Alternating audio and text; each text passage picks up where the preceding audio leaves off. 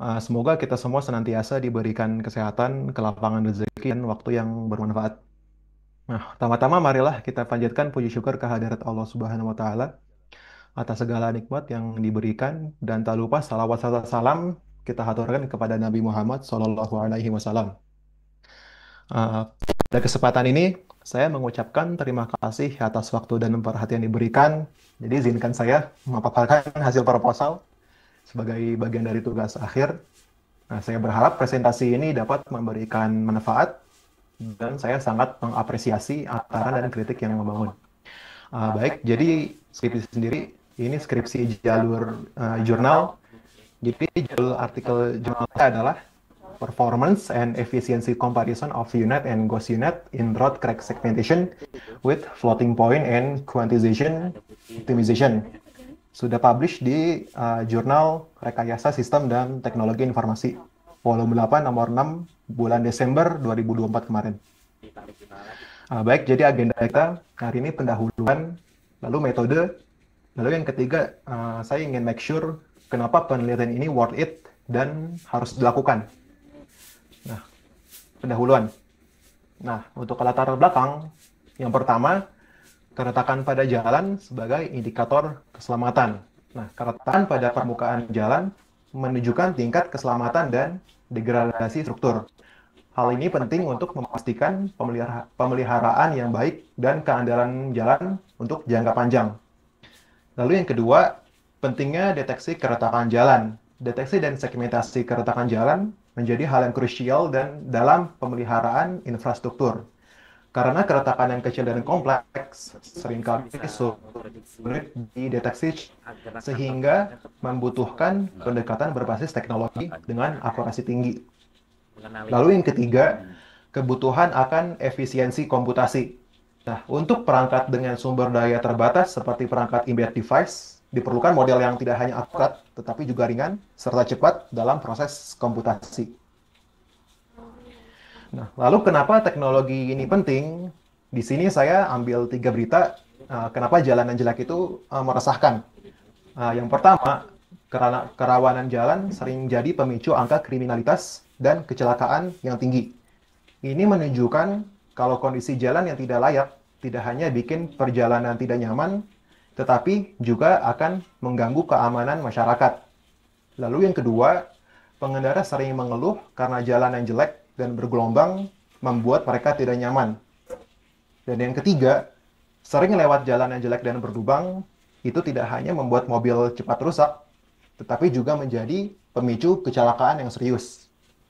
Nah, dari 3 berita ini, kita bisa melihat pentingnya teknologi ini untuk pencegahan sedini mungkin untuk menghindari kerusakan lebih parah di kemudian hari. Nah, lalu apa solusinya? Kita memerlukan teknologi AI, machine learning, spesifiknya computer vision, pemrosesan citra digital atau sejenisnya, untuk mendeteksi kerusakan tersebut secara akurat, ringan, hemat research, sehingga bisa digunakan secara real time. Nah, teknologi tersebut dapat diterapkan misalkan pada drone, CCTV, atau mobil pemantau jalan. Nah, lalu apa manfaat dari penelitian dan teknologi ini? Jadi untuk manfaat, saya coba kaitkan dengan Sustainable Development Goals. Yang pertama adalah Design Work and Economic Growth. Teknologi ini dapat meningkatkan efisiensi untuk pemeliharaan jalan, sehingga dapat menciptakan peluang kerja baru di bidang teknologi maupun infrastruktur, sehingga harapannya adalah meningkatkan perekonomian. Lalu yang kedua, Industry, Innovation, and Infrastructure. Teknologi ini adalah inovasi baru untuk mendukung pembangunan infrastruktur yang cerdas. Lalu selanjutnya ada Sustainable Cities and Communities. Teknologi ini juga meningkatkan ketahanan dan keamanan infrastruktur sehingga dapat mengurangi kerusakan dan menjaga kualitas jalan. Lalu yang terakhir ada Climate Action. Karena dengan teknologi ini sebuah kerusakan dapat ditangani sedini mungkin, kita dapat menghindari adanya perbaikan jalan besar-besaran yang membutuhkan alat-alat berat. Sehingga kita dapat mengurangi emisi karbon, polusi, dan pastinya dapat mencegah kemacetan jalan. Lalu kita masuk ke metode. Nah, untuk metode AI, spesifik computer vision. Jadi computer vision adalah cabang dari AI machine learning yang fokus pada data gambar. Secara umum, tekniknya ada tiga, itu classification, detection, dan segmentation. Nah, tentunya di luar tiga ini masih banyak yang bisa dieksplor. Contohnya depth estimation, ini robotik banget. Lalu yang paling baru ada vision transformer, lalu ada lagi large vision models. Nah, tapi di penelitian ini saya menggunakan teknik segmentation. Nah, lalu apa itu segmentation? Nah, segmentation sendiri adalah sebenarnya proses klasifikasi tingkat pixel, di mana setiap pixel dalam gambar memiliki nilai kategorikal yang mewakili kelas tertentu. Nah, contohnya di sini misalkan warna hijau itu buat kelas rumput, terus warna biru itu buat kelas air, dan seterusnya. Nah, lalu kenapa saya pakai segmentation? Kenapa nggak pakai detection? Nah, yang pertama itu presisi deteksi keretakan. Dengan segmentation, model kita bisa ngedeteksi dan nge-mapping keretakan sampai level pixel. Jadi kita bisa tahu bentuk dan ukuran keretakan secara detail daripada cuma ngekotakin area kerusakan seperti yang dilakukan oleh object detection. Lalu yang kedua itu kesulit problem dengan overlap. Nah, jadi kalau keretakan di jalan itu saling tumpang tindih atau nyambung-nyambung gitu, yang pokoknya bentuk objek itu kompleks. Nah, bounding box-nya object detection itu sering nggak akurat atau overlap gitu.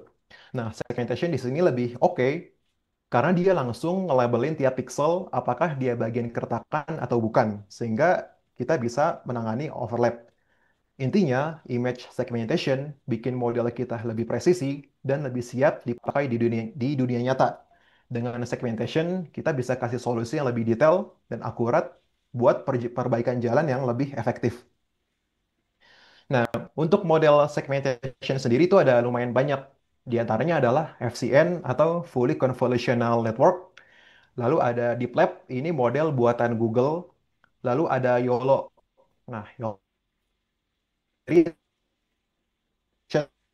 yang model udah bisa segmentasi. Lalu ada UNet. Dan yang akan dijadikan objek penelitian ini itu adalah UNet. Nah, lalu kenapa saya pilih UNet? Nah, menurut penelitian yang berjudul Comparison of Deep Learning Based Segmentation Models Using Top View Person Image, UNet punya keunggulan. Yang pertama adalah kemampuan segmentasi pada objek tersembunyi. UNet memiliki kemampuan yang baik dalam melakukan segmentasi pada objek yang tidak sepenuhnya terlihat atau terhalang dengan objek lain. Lalu yang kedua, unit menunjukkan akurasi yang tinggi dalam melakukan segmentasi dengan nilai IOU atau intersection over union sebesar 84%. Angka ini lebih tinggi dibanding dengan FCN yang dijadikan pembanding dalam penelitian tersebut. Hal ini menunjukkan bahwa unit lebih baik dalam menangkap detail objek sehingga memberikan segmentasi yang lebih presisi. Nah, selain dua ini, unit itu juga lebih gampang di codingnya gitu. Sedikit TLDR tentang unit. Nah, jadi unit ditemukan pada tahun 2015 oleh Olaf Ronerberger dan kawan-kawan. Ini orang Jerman. Dan tadinya diciptakan untuk citra medis. Lalu, unit itu adalah model autoencoder, yang artinya inputnya gambar, outputnya gambar lagi. Dan bisa dibilang versi improvement dari FCN dengan menambahkan skip connections atau concatenation layer. Kalau di gambar ini yang warna yang panah abu-abu tuh. Nah, ini adalah screenshot arsitektur unit yang saya buat. Nah, untuk framework deep learning-nya sendiri itu saya pakai PyTorch. Nah, tapi di sini ada suatu masalah. Masalahnya adalah parameternya itu sangat banyak, 31 juta, yang mungkin khawatirnya akan menambah latensi ketika inference nanti. Bahkan menurut penelitian yang berjudul Unit Based CNN Architecture for Road Crack Segmentation, itu cuma punya performa 6,7 fps. Padahal hardware-nya itu powerful. Titan X GPU, VRAM-nya 12 GB. Nah, kira-kira apakah kita bisa modifikasi lagi modelnya sehingga lebih ringan, bisa parameternya bisa lebih dikit? Nah, disinilah Ghost Module itu mengambil peran.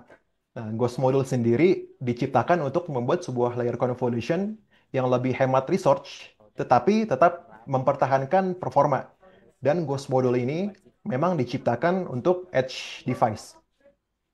Nah, jadi di penelitian ini saya ganti semua layer convolution di unit yang standar itu jadi Ghost Module sebagai backbone. Backbone itu sama aja artinya fitur extraction, terus convolution itu termasuk fitur extraction juga. Nah, terus lalu gimana hasilnya? Hasilnya, dengan menggunakan Ghost Module, kita berhasil menurunkan model yang tadinya sekitar 31 juta parameter, itu jadi cuma 17 juta, berkurang sekitar 42,8%. Harapannya, kita bisa memiliki model yang lebih ringan, parameter dikit, tetapi tetap mempertahankan performa. Nah, lalu selanjutnya di sini ada beberapa penelitian yang sudah menunjukkan hasil yang baik pada model tersebut. Yang pertama ada Ghost Unit Lightweight Model for Underwater Image Enhancement. Ini untuk citra bawah air. Lalu yang kedua Ghost Unit and Efficient Convolutional Network for Spine MR Image Segmentation. Ini buat citra medis juga. Lalu yang ketiga itu Ghost Unit Multi-Stage Network for Image Deblurring. Buat ngilangin blur dari gambar. Nah, lalu masuk ke alur penelitian. Nah, untuk alur penelitian sendiri sebenarnya ini hampir sama dengan penelitian machine learning pada umumnya. Yang pertama dataset, karena jelas machine learning perlu dataset. Lalu pre-processing ini juga tahap penting di machine learning di mana kita mengolah data agar siap digunakan buat training. Lalu ada training, lalu setelah training ada testing. Ini untuk melihat performa model pada data yang belum terlihat. Lalu berdasarkan testing, kita tahu model mana yang bagus. Nah, jadi untuk yang bagus di sini itu bukan antara unit standar sama ghost unitnya, tapi berdasarkan learning rate terbaik yang dipakai untuk training kedua model tersebut. Lalu setelah kita tahu model yang terbaik, kita uji lagi dengan menggunakan representasi floating point sama quantization yang beda-beda. Yang terakhir ada analisis. Nah, masuk ke dataset. Nah, kalau di segmentation itu, inputnya atau X-nya itu gambar standar biasa yang di sebelah kiri. Lalu labelnya juga gambar yang di sebelah kanan itu, yang warna hitam putih. Di sini saya punya 12 ribuan pasang gambar.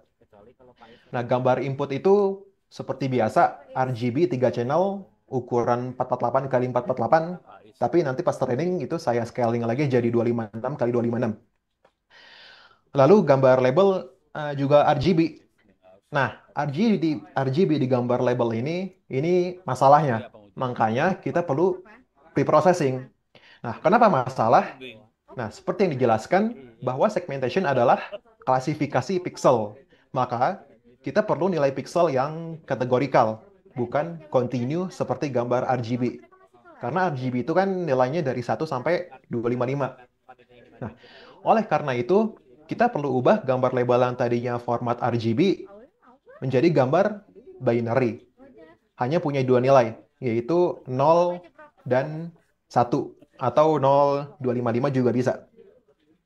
Nah, langkah-langkahnya itu input RGB di-convert dulu ke grayscale. Dari grayscale baru ke binary. Nah, kenapa harus di-convert ke grayscale dulu? Kenapa nggak langsung ke binary aja?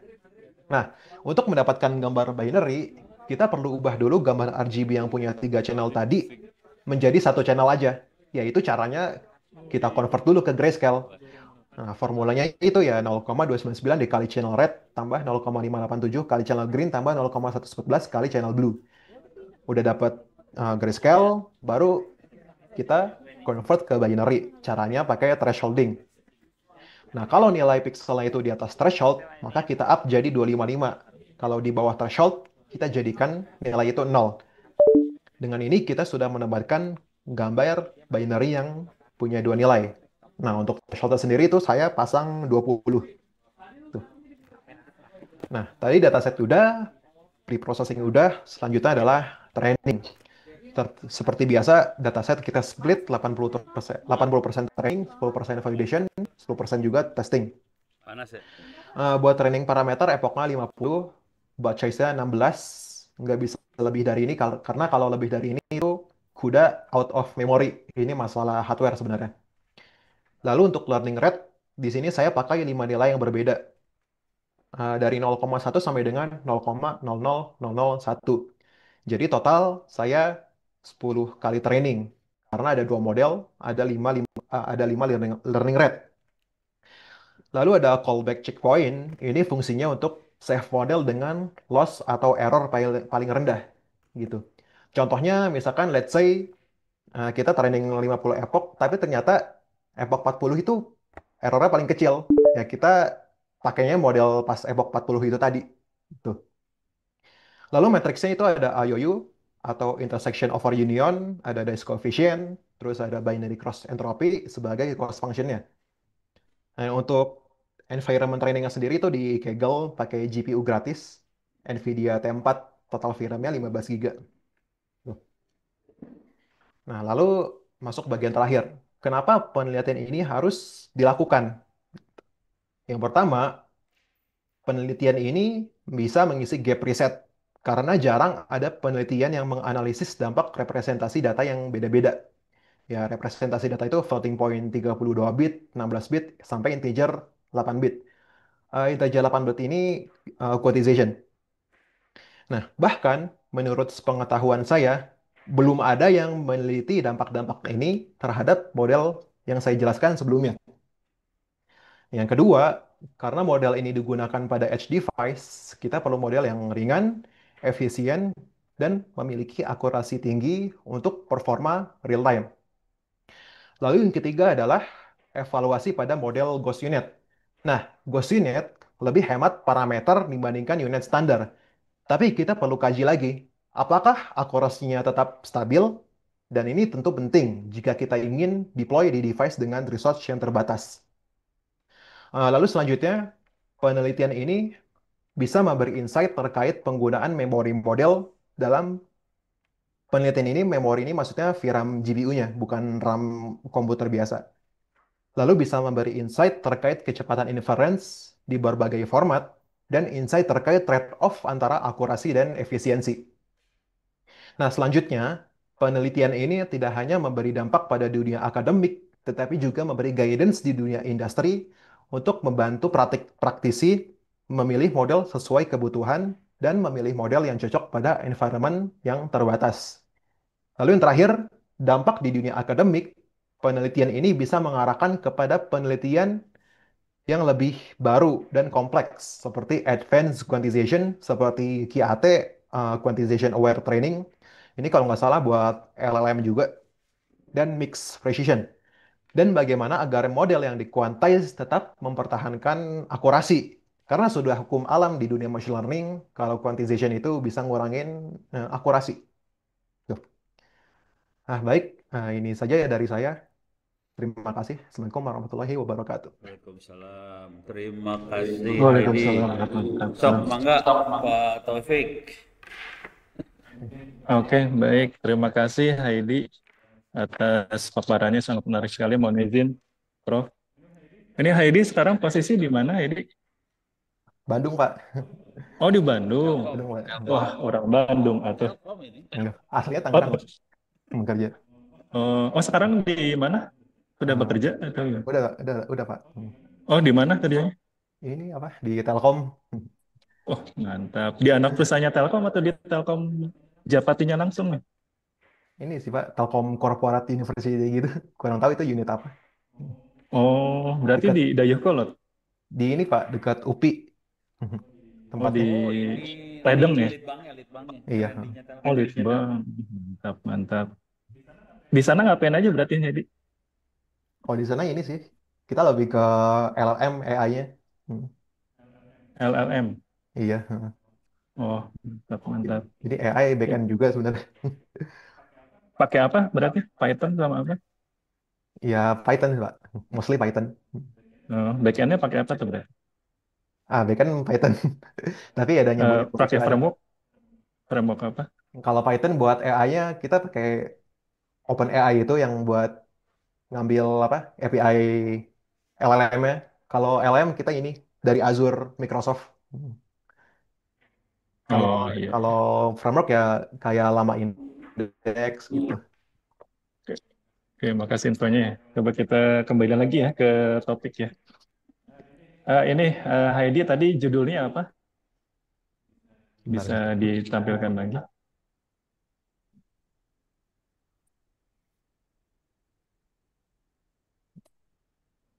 Oke, kita mulai dari judul dulu ya. Ini kenapa bandinginnya dua ini ya, UNet sama Ghost UNet nih?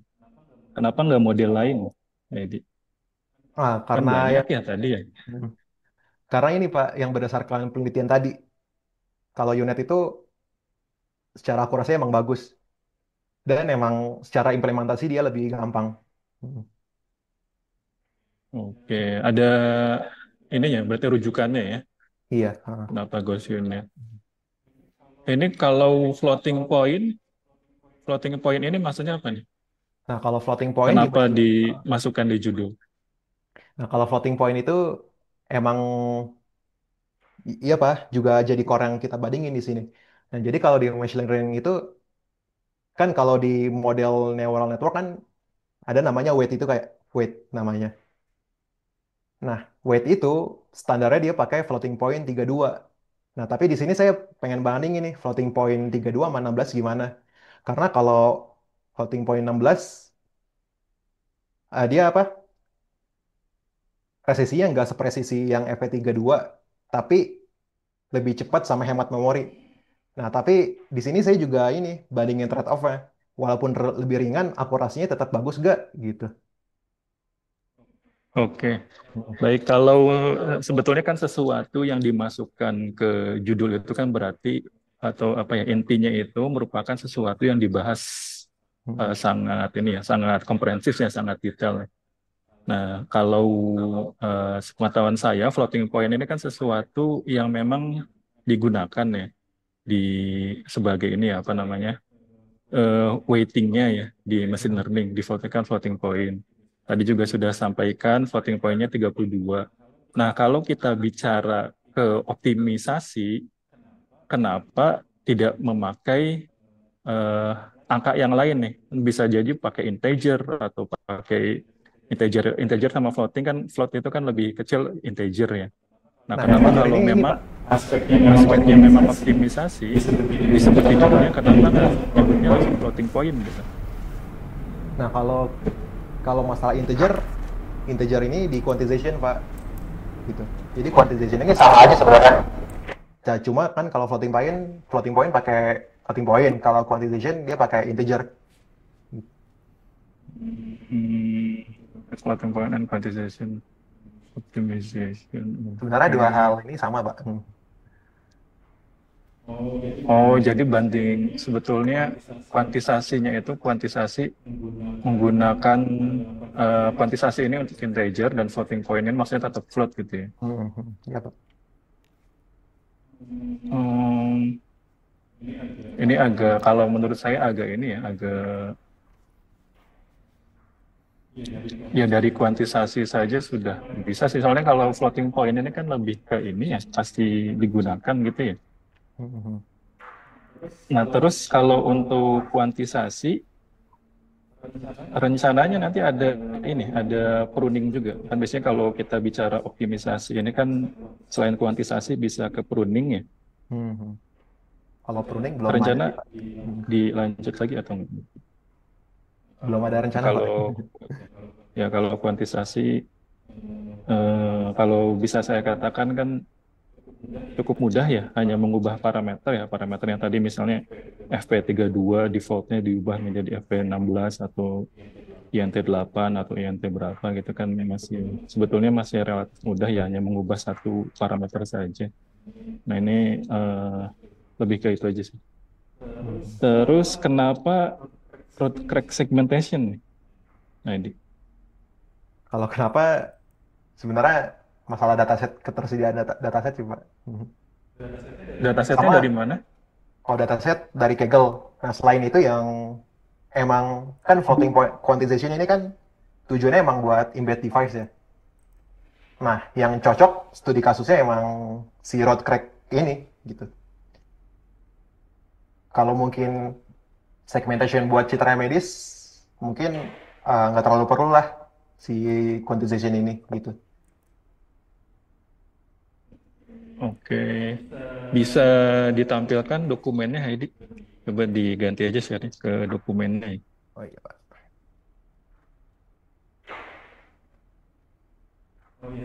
Oh ya, sebelumnya lupa saya. Selamat ya, tadi sudah terbit ya untuk jurnalnya. Alhamdulillah Pak. Di Resti ya tadi ya, berarti ya.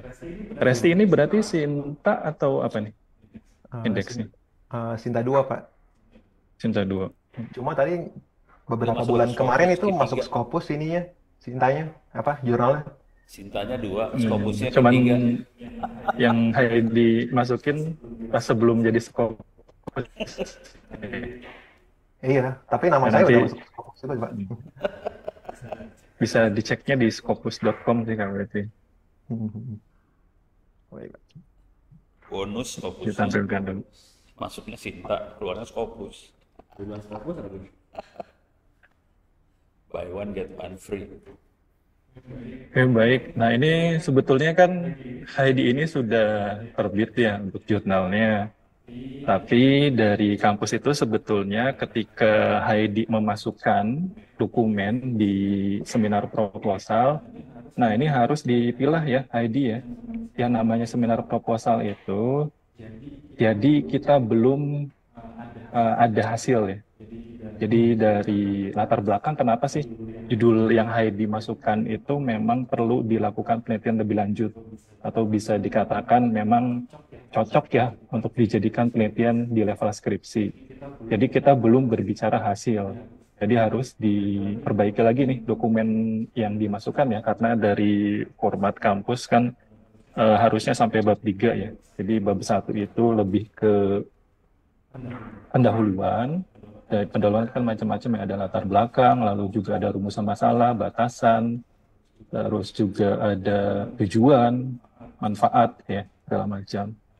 Lalu lanjut ke bab 2. Bab 2 itu kalau format dari kampus kan terkait dengan tinjauan pustaka. Nah, itu dijelaskan kira-kira metode-metode ataupun penelitian-penelitian yang terkait yang digunakan di penelitian Heidi ini apa saja yang dijadikan basis ya. Baru nanti di bab 3 terkait dengan metodologi atau metode penelitian.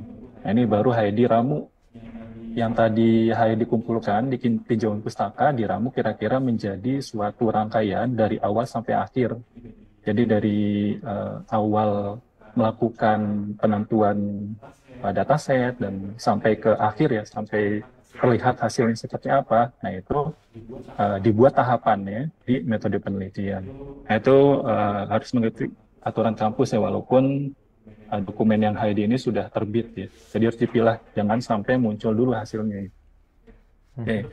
Terus juga nanti kan tadi Heidi rencana submit lagi ya di jurnal lagi ya Heidi ya. Nah ini saya coba ini dulu ya, berikan masukan terkait dengan abstrak dulu mungkin. Coba ke atas sedikit, Heidi. Nah ini kalau judulnya ada yang kurang spasi, memang salah copy paste aja ya? Iya, kayak belum saya benerin Pak. Oh iya, nah, ini juga saya kasih masukan juga ke judul. Jadi kalau di judul buat semenarik mungkin ya, dan juga masukkan elemen-elemen yang memang penting ya dipakai di penelitian. Jadi terlihat ya dari judul saja orang lain tuh udah tahu, oh penelitian Heidi ini mengenai ini dan bedanya, oh ternyata bedanya di sini. Pakai metode A, terus juga buat apa? Nah itu diramu saja ya, kira-kira biar bisa terlihat hanya dengan membaca judul penelitian ini tentang apa dan juga dibuat semenarik mungkin. Terus juga ke abstrak. Kalau di abstrak ini mungkin di awal kalimat dijelaskan dulu nih. Kan Heidi ini tentang road track segmentation. Nah, kenapa sih perlu dilakukan road track segmentation? Nanti jelaskan dulu aja satu kalimat nih. Ditambahkan saja nih di abstrak. Agar lebih jelas juga ini kenapa sih perlu dilakukan road track segmentation. Ini road track ini mengapa perlu gitu ya, jadi dijelaskan. Terus baru boleh nih masuk di study presence comprehensive bla bla bla. Terus dataset oke, bisa. Mungkin juga perlu dijelaskan sedikit ya satu kalimat juga terkait dengan unit sama ghost unit nih, sedikit saja satu kalimat. Ini juga mungkin perlu dimasukkan biar lebih jelas juga ya. Terus research show bla bla bla. Oke. Ini juga dice coefficient D-nya memang besar ya. Nanti dicek lagi ya penulisannya di jurnal lain biar lebih pas. Terus unit langsung teman-teman bla bla bla bla. Ini juga yang however, koma, a sharp decline, bla bla bla, ini juga kayaknya terlalu panjang ya, bisa dijadikan satu kalimat dengan kalimat sebelumnya ya. Karena kalau di abstrak kan tidak ada keterbatasan karakter biasanya dari publisher. These findings, bla bla bla. Nah, these findings udah cukup. Nah, ini di study underscores. Ini yang kalimat terakhir ya, kayaknya redundan, jadi bisa dihapus. Nah, biasanya kalau di kalimat terakhir dijelaskan terkait dengan future works-nya ya. Jadi kira-kira masih ada kekurangan apa sih di metode yang Heidi lakukan. Nah, ini kedepannya Heidi mau melakukan apa. Nah, biasanya kalau di future box ini bisa dikatakan Heidi nge-tag ya. Oh, ini saya ini mau melakukan penelitian ini nih, jadi udah nge-tag duluan. Gitu ya. Nah, ini biasanya kalau di abstrak ada future box-nya. Kekurangan, kira-kira mau dilakukan selanjutnya apa. Jadi kalimat yang terakhir ini sebetulnya bisa dikatakan redundan ya. Yang di findings ini udah dijelaskan. Nah, ini terkait abstrak. Terus juga keyword. Keyword ini kan ini sudah betul ya, ada unit, ada ghost unit, image segmentation, memory efficiency, quantization, mungkin bisa ditambahkan terkait dengan road crack-nya ya. Road crack-nya kan ini belum masuk nih, soalnya biasanya kalau orang lain ketika di ini ya, di searchingnya di Scopus, di WOS, dan lain-lain gitu, di IEEE Explore, nah ini biasanya yang dilihat itu hanya dari abstrak dan juga keyword. Nah ini kalau keyword-nya kurang lengkap, nah ini bisa nggak muncul nanti penelitian ID. Imbasnya nanti citasinya sedikit ya. Jadi dibikin lebih lengkap aja nih keywordnya, tambahin road crack-nya terkait dengan objeknya ya. Terus bisa turun ke bawah Heidi. Oke, di introduction ya, cracks on concrete surfaces, bla bla bla.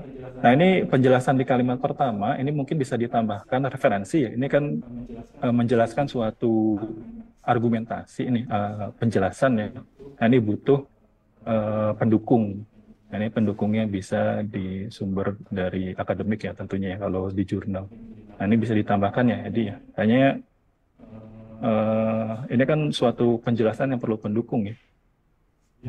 Ya nggak Heidi? Kalimat pertama. Betul. Terus to maintain the health and reliability of buildings, bla bla bla, surface accuracy ya. In the context of infrastructure maintenance, bla bla. Cuman kalau menurut saya ini dari paragraf 1 ke paragraf 2 ini masih ini apa? Kurang mengalir ya informasinya ya. Jadi kalau kita berbicara di penulisan akademik ya, ini antara tiap paragraf dari paragraf sebelumnya ke paragraf berikutnya itu harus mengalir informasinya. Ini dari paragraf 1 ke paragraf 2 ini tiba-tiba langsung loncat ya. Ini kan paragraf 1 ngejelasin mengenai road crack ya, pentingnya ada suatu infeksi nih di road crack ini. Nah ini tiba-tiba masuk ke deep learning, computer vision. Ini butuh ada suatu kalimat penyambung dulu ya di akhir paragraf pertama. Jadi bisa ditambahkan nih, misalnya penjelasan kalau munculnya deep learning sudah mulai digunakan di pengetesan road crack, baru masuk ke sini ke paragraf kedua. Coba dicek aja ya di jurnal-jurnal.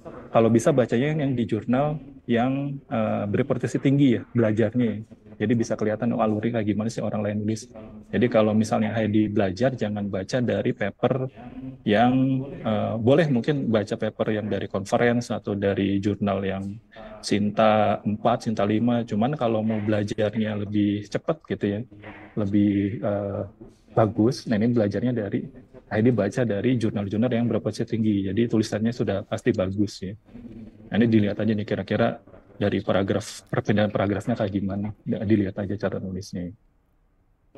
Terus tadi ya di paragraf 1 ditambahkan, terus di paragraf 2 duplication of unit with unit being one of the widely used model for high quality emission things including.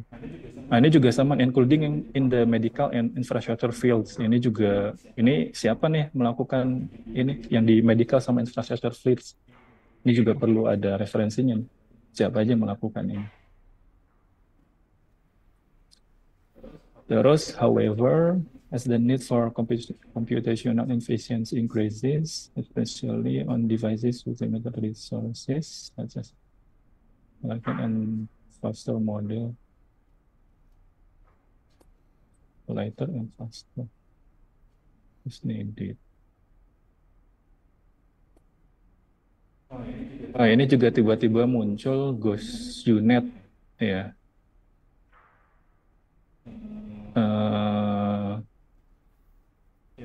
Ya harus ada penjelasan dulu di sini, referensinya dari mana ya.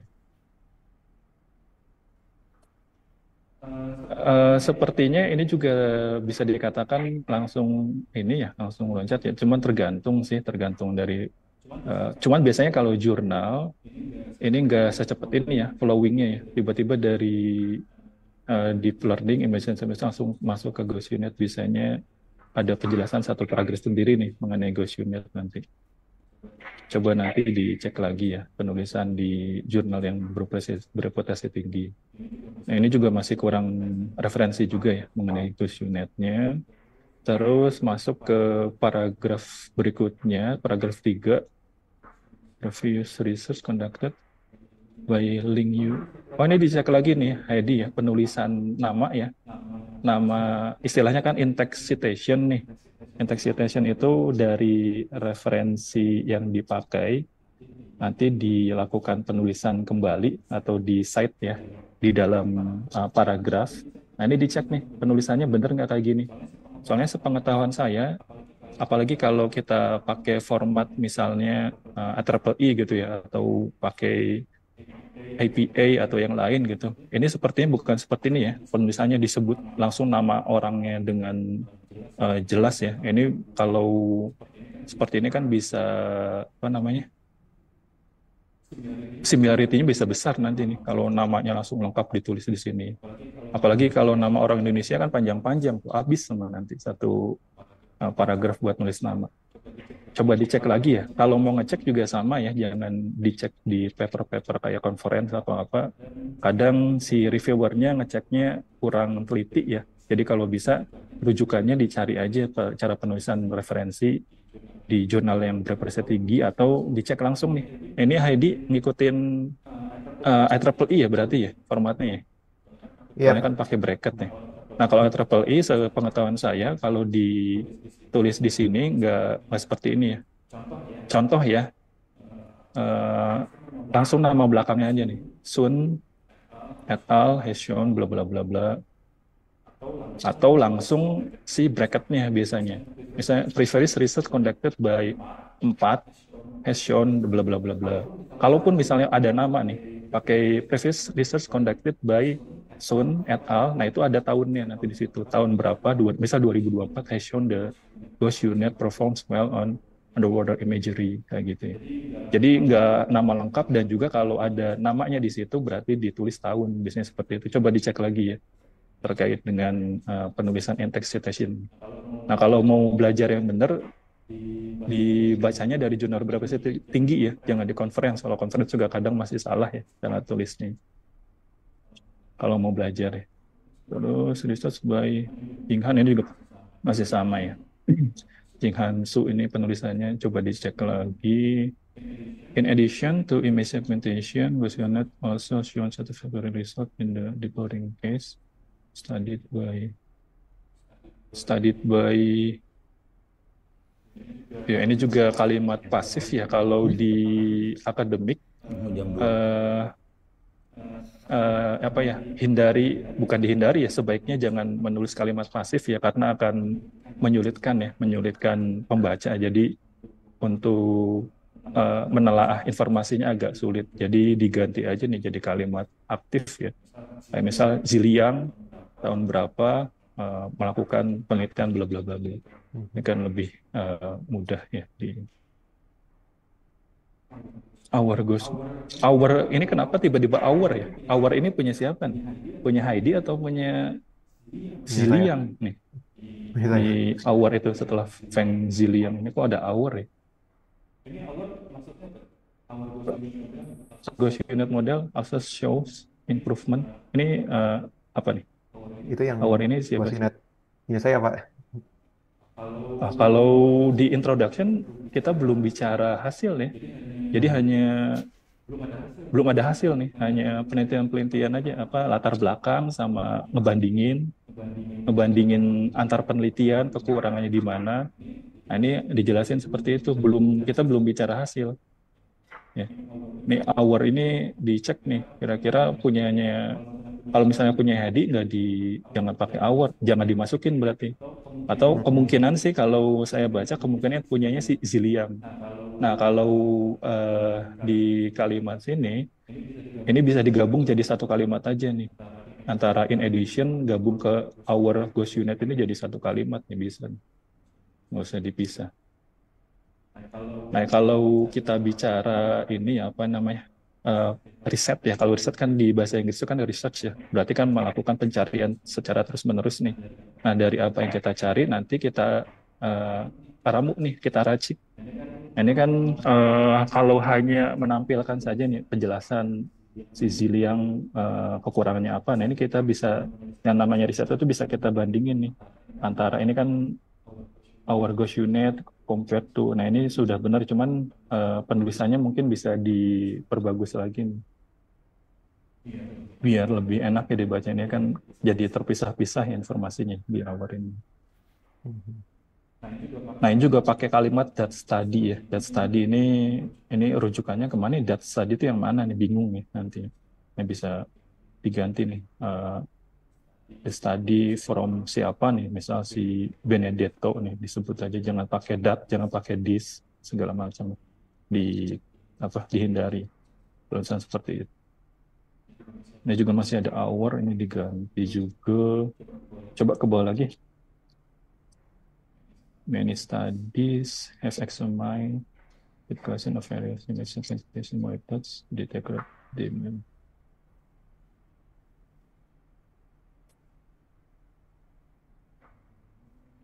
Using for medical image to the base of knowledge, dan juga diperhalus aja kalimatnya ya. Coba dicek aja. Ini banyak juga yang nulis ini ya, to the base of our knowledge, cuman mungkin diperhalus lagi. Coba dicek aja nih kata-katanya, kira-kira orang lain nulisin informasi seperti itu kayak gimana. Ini soalnya terlalu positif sekali ya kalimatnya, bisa diganti, bisa apa distandarin lagi.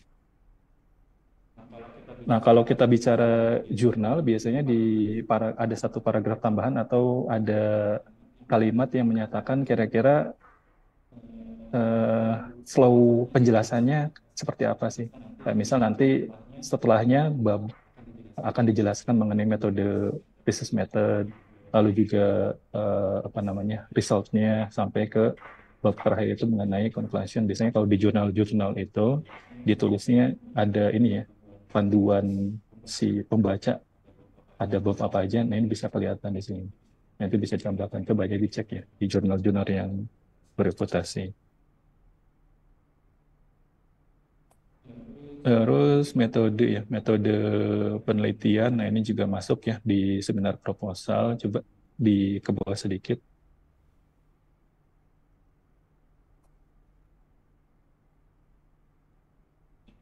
Ya, ini sudah betul ya research flow-nya dari Awal data gathering, pre-processing, training. Trainingnya jadi dipisah ya antara Ghost Unit sama unit nih. Iya, Pak. Testing, convert base model, oke.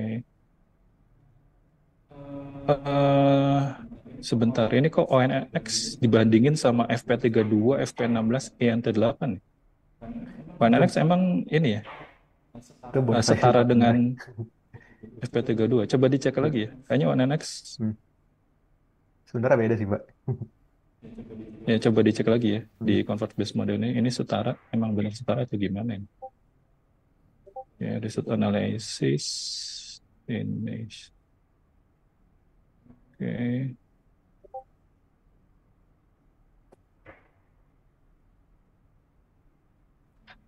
Collect the data undergoes processing to ensure consistency.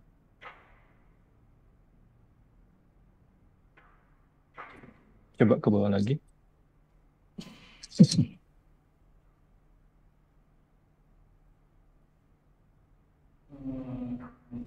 Mungkin ini ya, kalau masukan dari saya di metodologi penelitiannya, ini bisa dibagi subbab ya. Tadi saya pas baru baca ke paragraf ini, di paragraf berikutnya ke unit, kok tiba-tiba langsung ke unit ya. Ini bisa dipecah ya, jadi sub-subbab ya. Nah, ini ngikutin dari penjelasan di diagramnya aja tuh, penjelasan diagram tadi yang alur pertama tuh. Sampai nanti ke model kan di unit ini sama Ghost unit kan setelah training tuh nanti bisa dijelasin. Jadi di data gathering dijelasin tuh metodenya mau pakai kayak gimana, datanya dari mana kan yang bisa dijelasin di metode seperti apa. Di processing juga metodenya kayak gimana dijelasin lagi nih di bab metode researchnya. Terus baru masuk ke Ghost unit. Kayak gini. Mungkin di Ghost unit sama unit juga bisa dikotakin lagi menjadi apa gitu model atau apa model selection atau apa. Atau dari training sama testingnya kan dikotakin jadi objek. Mengikuti ini ya, standar dari uh, tahapan penelitian ketika melakukan riset ini ya, apa segmentasi image. Terus juga untuk evaluasinya itu berarti masuk di mana nih? Testing, Pak. Di testing nih. Iya. Mungkin bisa ditambah ya testing and evaluation biar lebih jelas. Kalau testing saja kan hanya mencoba saja nih. Kalau dievaluasi kan bisa dilakukan pembandingan. Coba ke bawah lagi.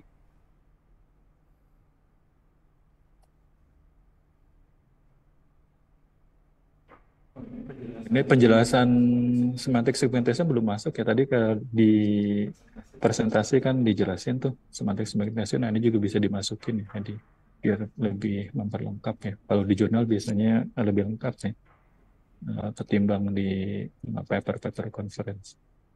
Terus juga evaluasinya mau pakai apa nih? Evaluasi misal tadi mau efisiensi kecepatan atau efisiensi dari size-nya, size modelnya. Size model antara FP32, FP16 sama INT8 kan bisa beda ya. Dibandingin aja tuh dari Ghost unit.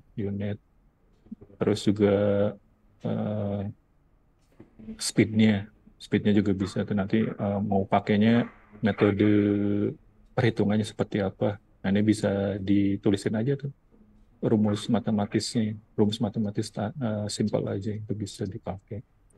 Terus juga mungkin juga kalau terkait dengan efisiensi ya, sekarang kan lagi hangat-hangatnya itu terkait dengan sustainability ya.